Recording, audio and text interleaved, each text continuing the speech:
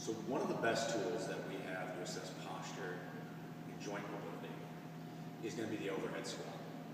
One of the more telling overhead squats that you can use because of how independently each of the arms move, that you're not holding onto a fixed bar, is going to be the double kettlebell overhead squat. So a lot of times, like in our jerk position, either with a barbell or especially with kettlebells, a lot of people have trouble hitting that full extension. In snatches, a ton of people have trouble getting underneath because they don't have the mobility either in the hips or the thoracic spine to achieve this. So a lot of times what I like to do is take maybe a little more difficult ones with my better athletes and see where they're at. So what we're looking for is that keeping an upright posture, keeping a strong, stable torso, drilling the feet in the ground so that the knees line up over the center of the shoes, and that you keep the weight mainly about 70% in the heels and 30% in the forefoot so that you're floating over that arch of the foot. Triceps remaining flexed. So what we're going to do is we're going to take two 20-kilogram bells and just snatch them overhead. Once we get up there, trying to keep the thumbs pretty much pointed back, maybe in a triangle.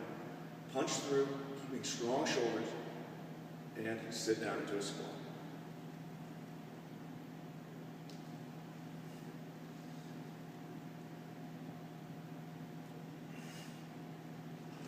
So, if we have trouble with that, one of the ways to clean that up, one of the first things I look at, a lot of times, is going to be their thoracic spine mobility. A lot of times when people get up overhead, that thoracic spine remains in that C curve position and doesn't bust out and reverse the C of the curve, which is going to give the shoulder blades more space to work with. Going to be able to drop down and then reach overhead, putting less stress on the rotator. So what I like to do is take one of these big Duramax balls and we're going to stretch over it. The lighter ones, the ones that are like 14 to 10 pounds, are sometimes a little nicer to use because they have some give to them. So we can support the neck and the thoracic spine at the same time doing this. So holding most of these stretches for about 2 to 4 minutes is going to really help open it up. So what we're looking for is lay it over here. Get the bell about 2 feet away from us. Set the hips on the ground, head and neck, and thoracic spine go over the curve of the ball so that you keep a neutral neck. Laying it over the curve, we reach back, we grab, and we breathe through. As you get to here, you kind of try and flex through the triceps. Get nice straight arms, keep the hips to the ground, and then try to knit the rib cage together. So we're opening that thoracic spine and hanging out. Again, hanging out for about 2 minutes. As you get better, you can slowly work it down. Trying to touch your hands to the ground. Stretch through the ball, opening the lats, chest, and kind of reversing that C curve of the thoracic spine. If you get it too low, you're going to put it over the lumbar spine and typically kind of reinforce something that you're probably already doing.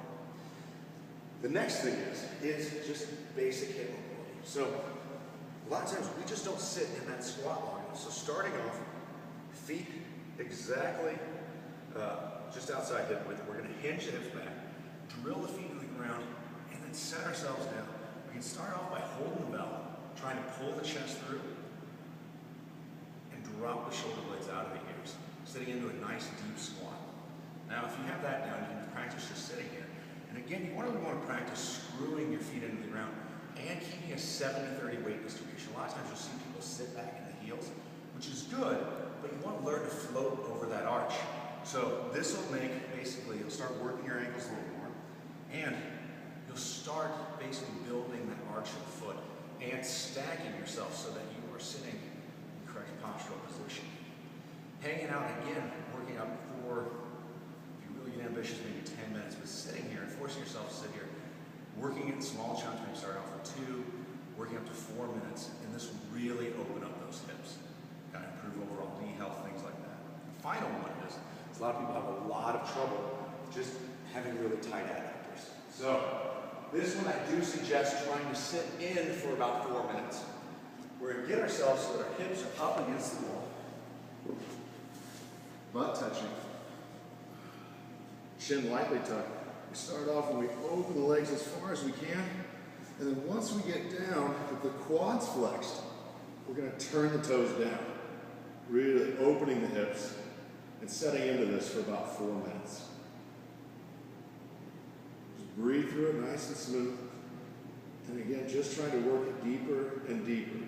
Always trying to rotate those toes down, making sure they're not pointed up, externally rotating the hip. So once you get done with that, retest it, see how you move, see how you feel. It's best to do this after you're fully warm and done with all your working out. And give it a shot. Let me know what you think.